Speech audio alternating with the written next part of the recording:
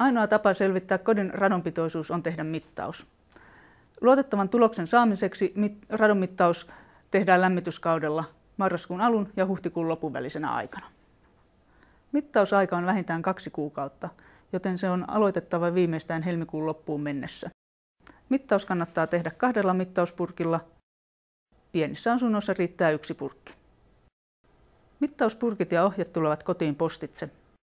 Toisen purkin voi sijoittaa esimerkiksi olohuoneeseen ja toisen makuuhuoneeseen noin 1,5 metrin korkeudelle. Purkissa on polykarbonaattifilmi. Radon tunkeutuu purkkiin ja aiheuttaa jälkiä filmille, jotka saadaan näkyviin laboratoriokäsittelyllä. Mittaustulos lähetetään asiakkaalle noin 2 kuukauden kuluttua purkkien palautumisesta.